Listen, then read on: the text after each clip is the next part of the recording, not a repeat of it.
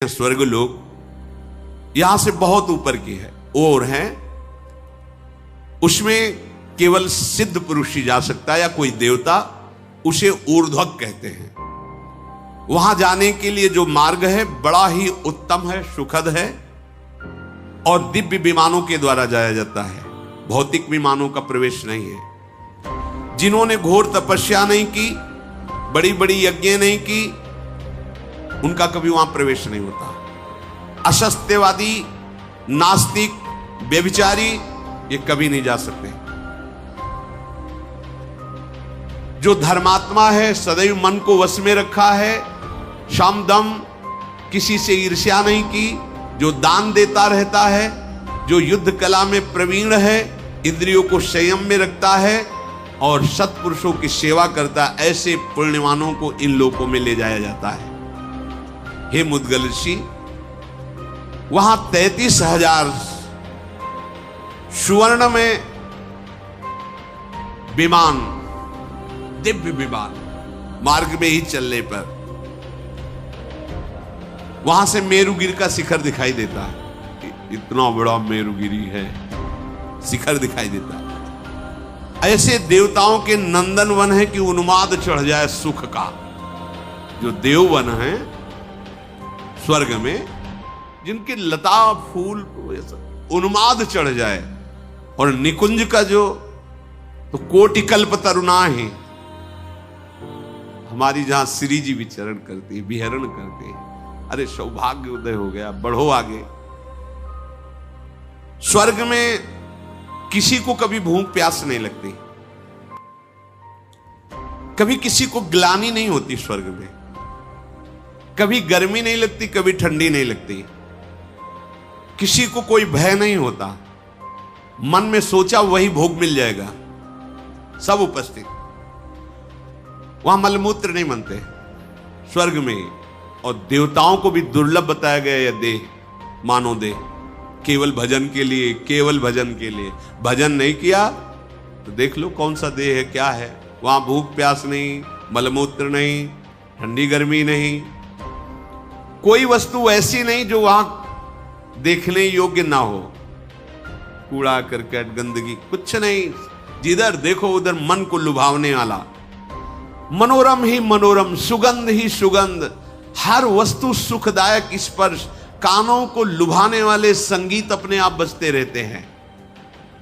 वहां शोक नहीं है, बुढ़ापा नहीं है, झुर्रियां नहीं पड़ती, थकावट नहीं होता, कोई वहां रोते नजर नहीं आता, सुख ही सुख बरस रहा है।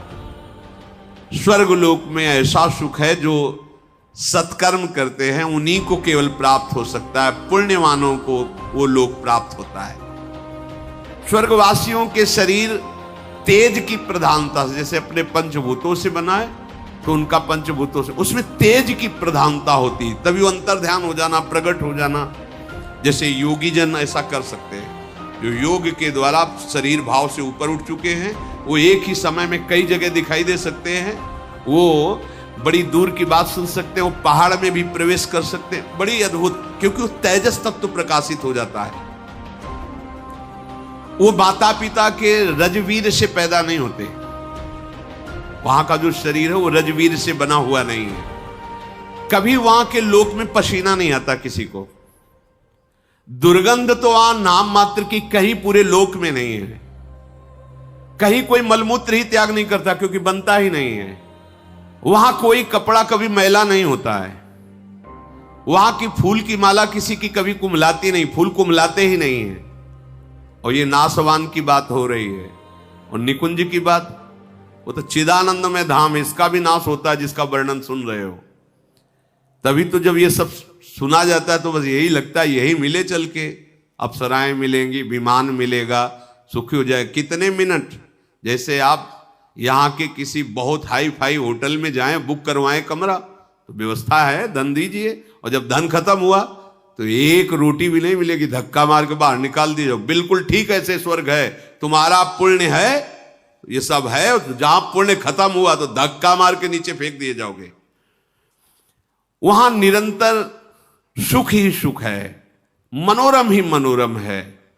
सब विमानों पे बैठे हर्षित हुए, नाचते गाते, विभिन्न प्रकार के भोग भोगते, यही सुन के तो सब लुभायमान हो जाते हैं। जो स्वर्ग पर पहुंच जाते हैं वो बड़ा सुख में जीवन व्यतीत करते हैं। वहां कभी थकावट नहीं होती, वहां भोग के बाद भी थकावट नहीं है, नया उत्साह, नया बल, ऐसी। वहां मात्सर्य नहीं है। देवताओं के लोकों के ऊपर और भी लोक है जो इनसे भी दिव्य हैं। इन सब के ऊपर ब्रह्मा जी का लोक है जो महातेज से युक्त है। वहां पवित्र ऋषि मुनियों का प्रवेश होता है। वहां पुण्य दान पुण्य करने वालों, वहां तो ऋषि मुनियों का प्रवेश होता है। बड़े ऋभु नाम के देवता वहां विराजमान रहते हैं, जिनकी आराधना स्वर्ग में विराजमान देवता भी करते हैं।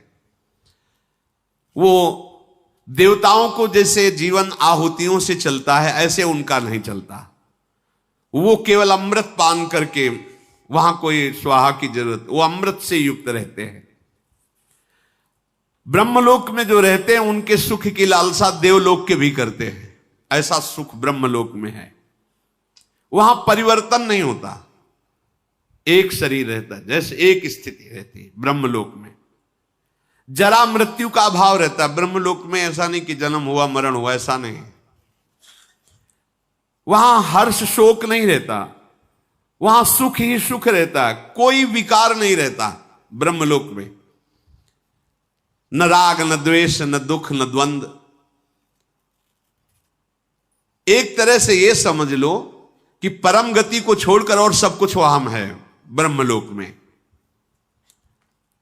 ऐसा सुख है जो तुम सोच भी नहीं सकते। मुद्गल सिंह का हो गया, आपने बता दिया गुण। अब जरा दोष बताइए, क्या दोष है? तो दोष भी सुन लीजिए महर्षि। आपने जो सत्कर्म किया है बस उतना ही भोग आप भोग सकते हैं। इसके बाद तत्काल वहां से हटा दिए जाएंगे आप कि भाई 1 महीने से रह रहे हैं होटल में, इतना पैसा दिया है, अब आज की रात्रि तो काट लेने दो। तो फुटपाथ में काटना पड़ेगा। पैसा है तो और रुक जाइए, नहीं है तो नहीं। पुण्य है तो है। इसके बाद जो तुम्हें प्यार कर रहे थे, दुलार कर रहे थे, विमान मिला था, यश गान मिला, सब धूल दूसरे धक्का मार के बाहर कर दिए जाओगे स्वर्ग से, फिर नीचे गिरोगे आके। अच्छा, वहां कोई तुम पुण्य या नया कर्म कर नहीं सकते। जो पुण्य करके गए उतने केवल भोग मिलेगा। पुण्य गंवाने पर वहां से बहुत ही क्लेशित होकर हटाया जाता। क्यों भाई? जो अप्सरा जो सब भोग रहे थे तत्काल सब हट गए। अब वो उसमें आसक्त है, उसे धक्का मार के बाहर किया जा रहा है। कितना दुख है। स्वर्ग में सबसे बड़ा दोष मुझे ये जान पड़ता है कि जहां पुण्य खत्म हुआ तो उसका बहुत बुरी तरह पतन होता है। यही बुरी तरह पतन कि एक बढ़िया सुख साम्राज्य और 1 मिनट में सबसे रहित, खत्म तुम्हारे पुण्य। जिन भोगों में लगा हुआ था, जिनको अपना मान रहा था, उनसे धक्का मार के दूर करके भगा दिया जाता है।